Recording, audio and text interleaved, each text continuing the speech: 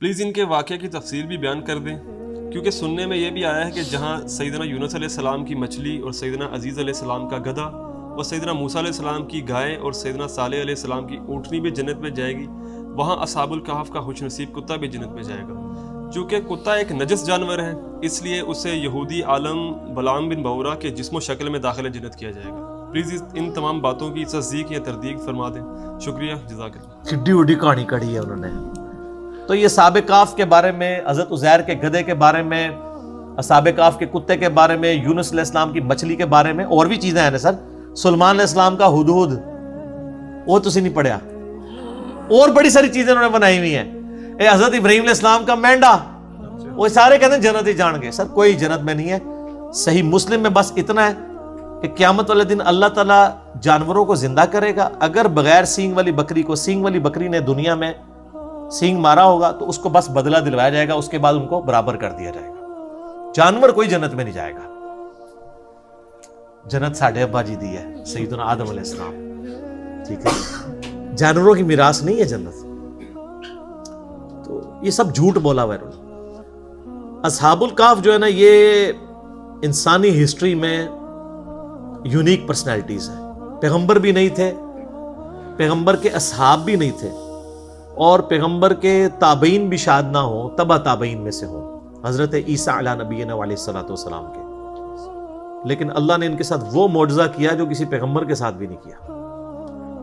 سورۃ البقرہ میں حضرت عزیر کا نام تو نہیں آیا، وہ تورات میں ملتا ہے، لیکن اتنا ہے کہ پیغمبر، وقت کے پیغمبر کو اللہ تعالیٰ نے 100 سال کے لیے سلا دیا،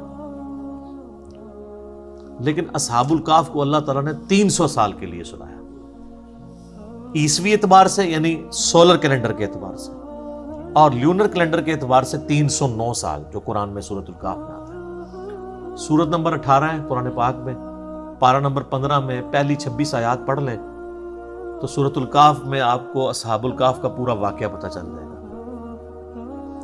اور یہ کرسچن ٹریڈیشن میں بھی 7 سلیپرز کے نام سے مشہور تھے، 7 یعنی اللہ کے نیک بندے سونے والے، اور 8واں ان کا کتا تھا۔ کرسچنز بھی ان کو اولیاء اللہ کے طور پر مانتے تھے۔ یہ سمجھ لیں حضرت عیسیٰ کے تبع تابعین میں سے ہیں۔ حضرت عیسیٰ علیہ السلام کے رفع سماوی یعنی دنیا سے اٹھائے جانے کے آلموسٹ آپ سمجھ لیں 100 سال بعد کا یہ واقعہ ہے، 146 عیسوی کا۔ آج چل رہا ہے 2019 عیسوی، 14 نومبر۔ قرآن حکیم میں اللہ تعالیٰ فرماتا ہے چند نوجوان تھے، بوڑھی ہڈیاں نہیں بات قبول کرتی، چند نوجوان۔ اذ اول فتیۃ الی الکہف فقالوا ربنا آتنا من لدنک رحمۃ وہیئ لنا من امرنا رشدا۔ چند نوجوان تھے جب انہوں نے ایک غار میں پناہ لی اور وہاں انہوں نے دعا کی، اے رب ہمارے، آتنا من لدنک رحمہ، ہمیں اپنے پاس سے رحمت عطا فرما اور ہمارے ہر معاملے میں کامیابی کی کوئی راہ نکال دے۔ اتنی کامل دعا ہے۔ میں اکثر اپنے بھائیوں سے کہتا ہوں، اس سب کانٹیننٹ کے معاشرے میں ہم نے اس کمزور سے پلیٹ فارم سے یہ جو دعوت لانچ کی ہے اور آج تمام مکاتب فکر پہ، سارے بر اعظموں پہ جا کے چھا گئی ہے، اس کے پیچھے جو روح ہے وہ یہ دعا ہے۔ کیونکہ میں بھی اللہ تعالیٰ سے یہ دعا کیا کرتا تھا کہ اصحاب الکہف کے ساتھ تو نے غیر معمولی واقعہ کر دیا۔ پوری رومن امپائر بت پرست ہے اور 7 نوجوان اسلام قبول کرتے ہیں، تو نے ان کے ساتھ معجزہ کیا۔ آج یہاں سب کانٹیننٹ میں بھی اکثریت دین کے نام پہ گمراہی ہے۔ ہماری آواز کیسے لوگوں تک پہنچے گی؟ ان مکاتب فکر تک جن کی کروڑوں فالوور، لاکھوں مسجدیں، لاکھوں علماء ہیں۔ اس کے پیچھے یہ راز ہے کہ میں دعاؤں میں، اپنی تشہد کی دعاؤں میں، عام دعاؤں میں یہ دعا آپ دیکھتے ہیں، ہر درس قرآن سے پہلے میں پڑھتا ہوں، ربنا آتینا من لدنک رحمہ وہیئ لنا من امرنا رشدا۔ اس کے علاوہ بھی حضرت یونس علیہ السلام کی دعا، لا الہ الا انت سبحانک انی کنت من الظالمین، اور دعائیں۔ تو یہ اصحاب الکہف چند نوجوان تھے، توحید کی دعوت انہوں نے قبول کی، بادشاہ کے دربار میں کھڑے ہو کے انہوں نے اعلان کیا کہ ہم تجھے تیری عبادت نہیں کریں گے، کیونکہ رومن امپائر میں اس وقت بت پرستی تھی اور اس ایمپرر کو خدا مانا جاتا تھا۔ انہوں نے کہا تو بھی ہماری طرح کا انسان ہے، اپنے آپ کو نیند سے، کھانے پینے سے آزاد نہیں کر سکتا، ہم تیری عبادت کیوں کریں؟ ہم اس رب کی بات کریں گے جس نے زمین و آسمان کو پیدا کیا۔ پھر پرسیکیوشن شروع ہوگی، اچھا ہے یہ ایلیٹ کلاس سے تھے, شاہی فیملی سے تعلق رکھنے والے, یعنی یہ لوگ تھے. پھر ان کے دل میں اللہ نے بات ڈال دی کہ پہاڑ میں جا کے پناہ لیتے ہیں تاکہ ہم ان کے ظلم و ستم سے بچ سکیں. تو یہ ایک پہاڑ پہ چلے گئے, ایک غار میں. یہ پورا واقعہ قرآن پاک میں آیا ہے. اللہ فرماتا ہے انہوں نے غار میں پناہ لی, اور اللہ تعالیٰ فرماتا ہے ان کو ہم نے وہاں پہ تھپکی دے کے سلا دیا. ہائے ہائے ہائے, اللہ نے کہا میں نے تھپکی دی ان کو, ان کے کانوں پہ تھپکی دی, سو گئے. اچھا یہ جو آیات ہے نا, جس کو رات کو نیند نہ آتی ہے, وہ لوگوں کا تجربہ ہے. یہ والی آیات رات کو پڑھ کے سوئیں نا, تھپکی والی, تو نیند آ جاتی ہے. ظاہر تجربے سے ہے نا.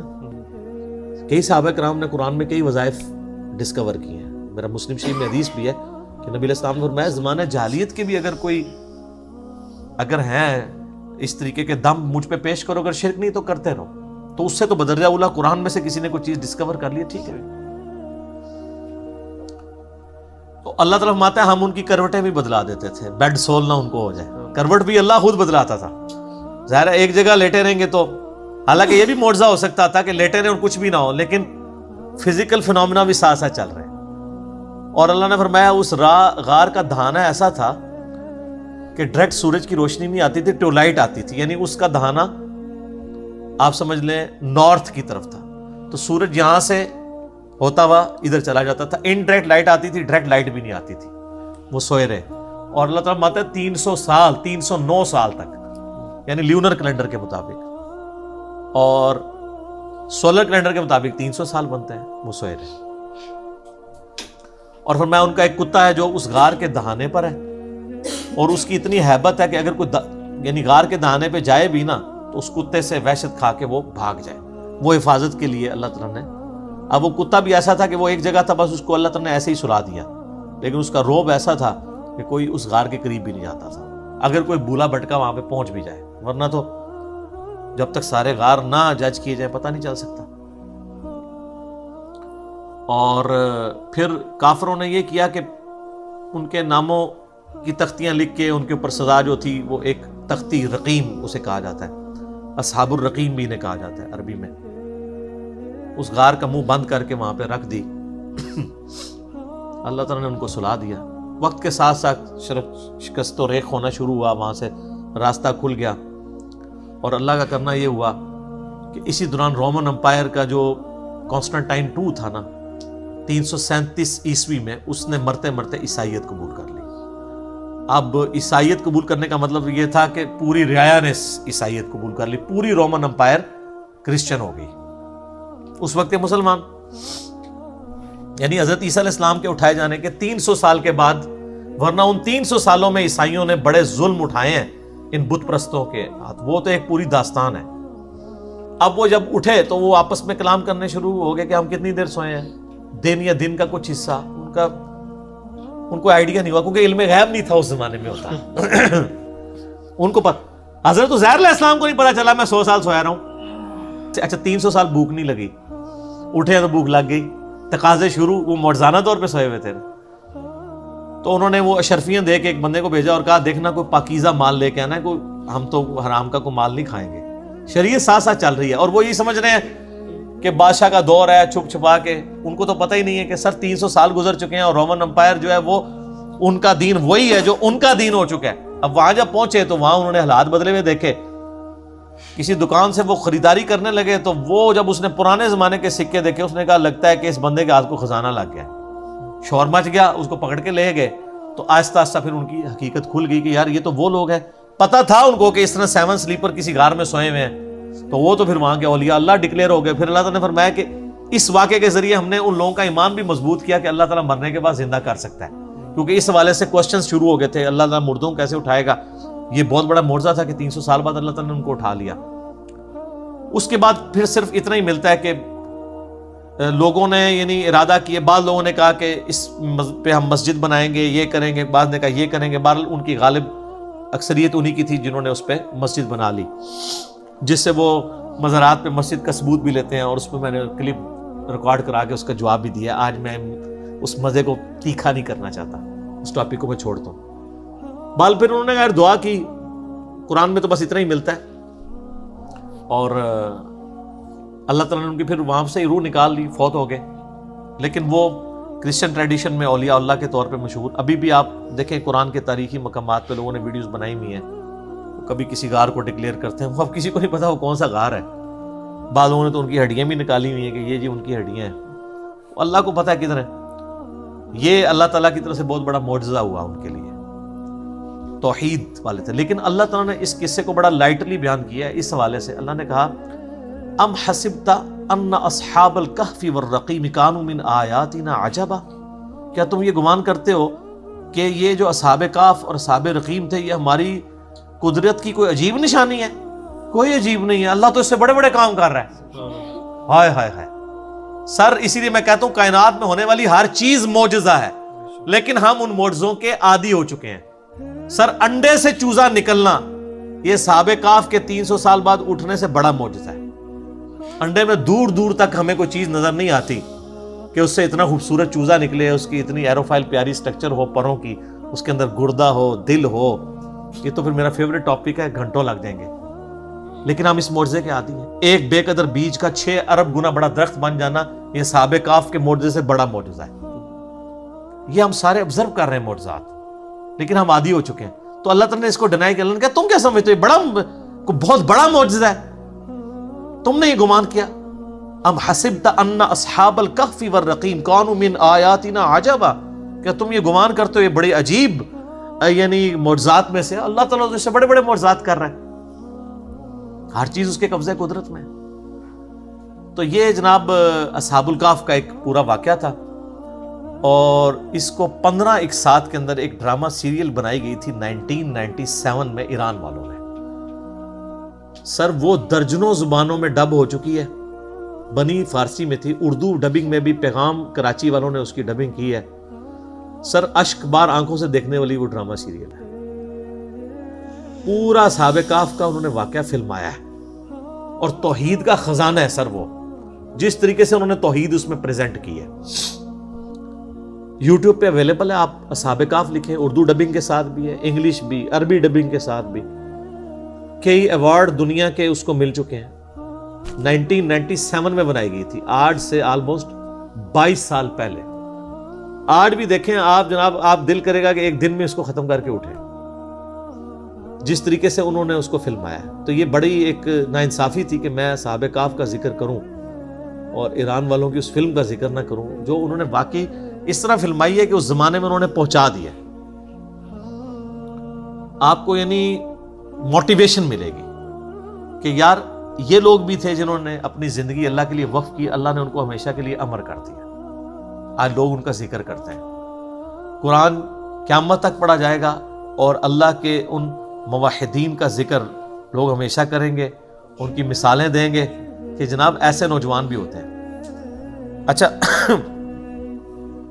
یہ تو واقعہ اللہ تعالیٰ نے بیان کیا تھا تاکہ لوگ توحید کی طرف رغبت کریں. ہم نے اس کو فضائل کا ذریعہ بنا لیا، وہ بھی ہے. صحیح مسلم میں حدیث ہے جو سورہ کہف کی پہلی 10 آیات حفظ کر لے گا دجال کے فتنے سے بچ جائے گا. تو کبھی اس پہ غور کریں کہ دجال کے فتنے کا اس سے کیا تعلق ہے.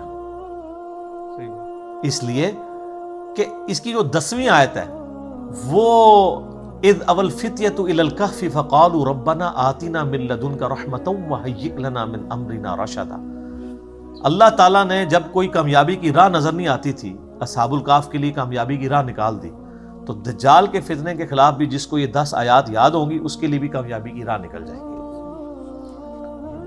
تو یہ یاد اسی کو ہوں گی جو روزانہ پڑھے اسے، وقتاً فوقتاً پڑھتے رہیں، خود بخود زبانی یاد ہو جائے گی.